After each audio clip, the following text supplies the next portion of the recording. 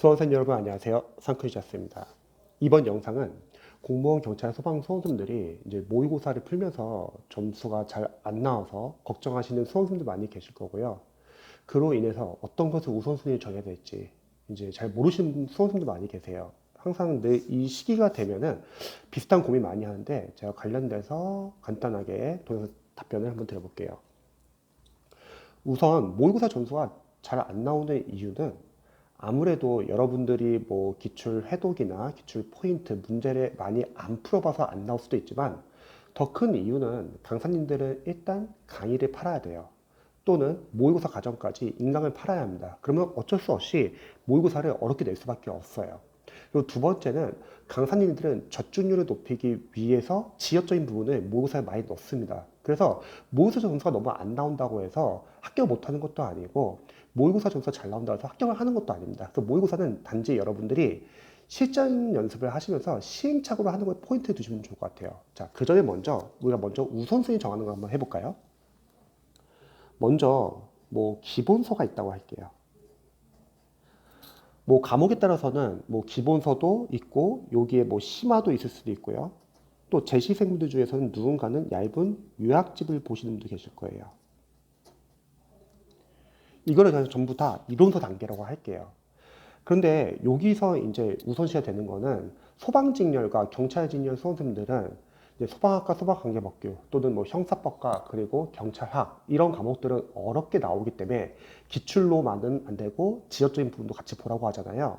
그러면 강사님들이 기본서에서 중요하다고 선별한 포인트가 있을 거예요.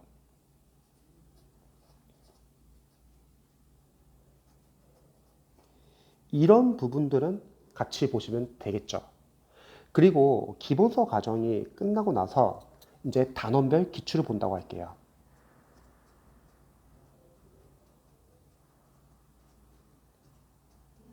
우리가 기출을 본다고 했을 때 중요 직렬이 있을 거고 자신이 준비하는 중요 직렬이 있을 거고 또 타직렬도 있을 거예요. 여기서 이제 수험생들이 많이 이제 질문하시는 부분이 선생님 타직렬 기출도 봐야 되나요? 이렇게 여쭤보시는 분들이 많이 계세요. 저는 생각했을 때 중요 직렬에서도 중요 기출 포인트가 있을 거고 지역적인 포인트가 있을 것 같아요. 무조건 중요 직렬에서 다 중요한 건 아니겠죠. 마찬가지겠죠. 타직렬이라고 하면은 타직렬에서도 중요 포인트가 있을 거고 지역적인 포인트가 있을 겁니다. 그러면 수험생들의 우선순위는 바로 중요 직렬에서 중요 포인트와 그리고 타직렬에서 중요 포인트죠. 출제자가 같다면 출제위원이 같다고 하면은 책은 타직렬도 풀어보기 좋겠죠. 하지만 처음부터 이 모든 직렬을 다 보려면 너무 부담스러우니까 초반 기출 3회도까지는 일단 중요 직렬 위주에서 중요 포인트 위주로 보시고 그리고 기출 4회도, 5회도, 6회도 그 이후부터는 타직렬에서 중요 포인트 위주로 보면 되겠죠. 여기서 중요 포인트라는 거는 세 가지가 있었죠. 첫 번째, 인강을 보신 분들은 강사님이 선별해 준 포인트가 있을 거고요. 두 번째는 수험생들이 기출을 해독을 여러 번 하다 보면은 자주 반복되는 포인트가 있다는 거죠.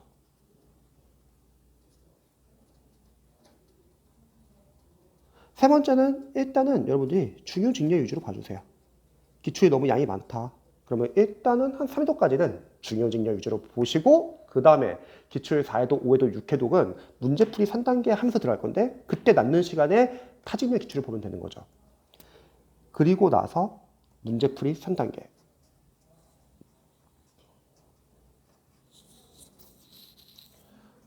문제풀이 먼저 뭐 1단계는 강사님별로 이제 보통 단원별이나 진도별 문제집이 있잖아요. 단원별, 진도별, 뭐 OX 문제도 있을 거고 단원별, 진도별 모의고사도 있을 거고요. 2단계는 공기출 같이 이제 사이트 들어가시면은 시행처별 기출을 다운받을 수 있다는 거죠.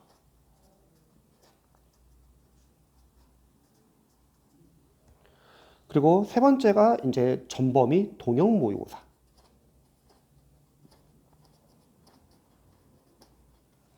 우선 강사로서는 단원별 진도별 문제집은 상당히 좋습니다. 왜냐면 생각해보세요 여러분. 중요한 내용이라면 당연히 기본서에만 나와 있는 게 아니라 그 기본서의 중요한 내용은 단원별 기출에서도 문제가 되어 있고요. 또 강사님들도 문제풀이 단계에서 자연스럽게 단원별 진도별 OX 문제집이나 모의고사에 넣는다는 거죠. 문제화 시켜가지고. 그러니까 수험생들이 이러한 단원별 진도별 모의고사나 OX 문제집 풀고 틀린 부분을 통해서 아, 내가 단원별로 이런 부분이 약하구나를 알 수 있다는 거죠. 상당히 좋습니다. 두 번째는 시행착오의 기출인데요. 영어 과목은 참고로 어휘, 생활영어, 문법, 독해, 20문제가 랜덤을 섞인 시행착오의 기출을 추천하고 나머지 이제 과목들은 단원별 기출을 보다가 추후에 공기출에서 시행착오의 기출, 자신의 준비하는 주요 직렬 위주로 5개년치만 다운받아서 보는 거예요. 그러면 단원별 기출에서 알고 있다고 생각했던 포인트가 다시 한번 랜덤 문제를 풀면서 틀린 경우가 있죠. 아, 그럼 내가 단원별 기출에서 아직 모르는 부분이 있구나 체크할 수 있고 최근 5개년이니까 출제 경향을 알 수 있다는 거죠. 그리고 풀었던 문제도 다시 한번 랜덤 문제 섞어서 풀면 또 틀린 경우가 많습니다. 자, 이제 마지막 세 번째가 동형 모의사. 그 전에 이 문제풀이 단계를 들어갈 때 낳는 시간이 있다는 거죠. 이때 기출 4회독, 5회독, 6회독 하면서 타직렬 포인트를 보면 되는 거죠. 그러니까 기출은 계속 보는 거예요. 그리고 문제풀이 3단계랑 기출을 보시면서 이해가 안 되거나 해설이 부실하거나 자주 틀리는 부분이 있잖아요. 이 부분에 한해서는 여러분들이 기본서나 요약집을 발췌독하면 되는 거죠.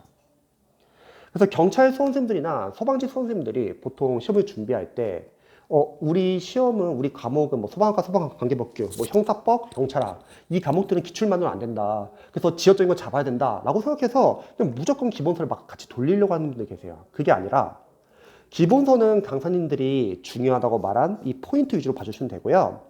기출과 문제풀이 풀면서 특히 지역적인 부분은 강사님들도 생각이 있다는 거예요.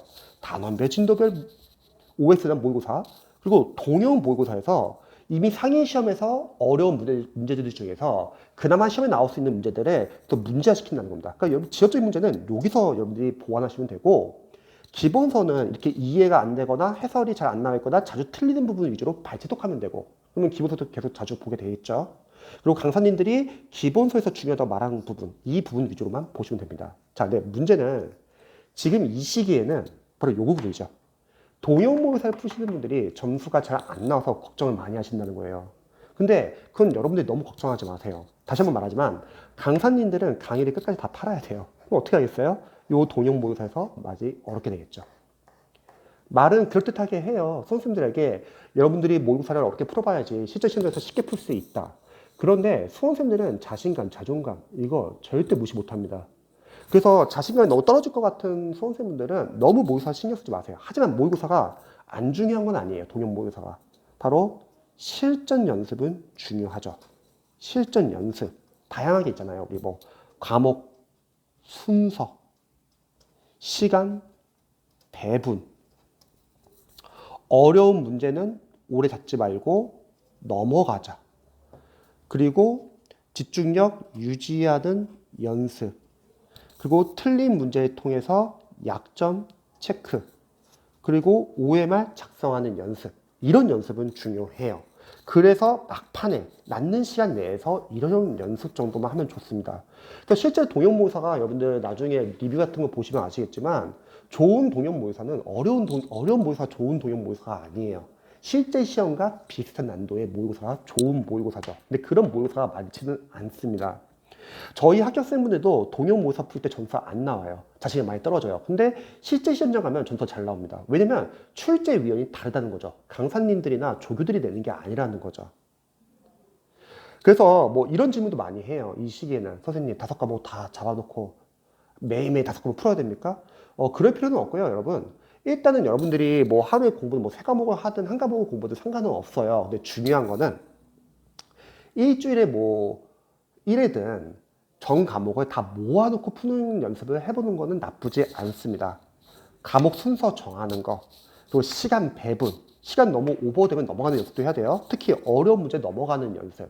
틀리라고 내는 어려운 문제 나와요. 근데 그 문제를 맞추러 내는 게 아니라 100점 방지용 문제인데 그 문제를 어설프게 풀려고 하면은 거기서 시간이 부족해지고 그럼 정작 맞출 수 있는 문제를 틀려가지고 떨어진다는 거죠.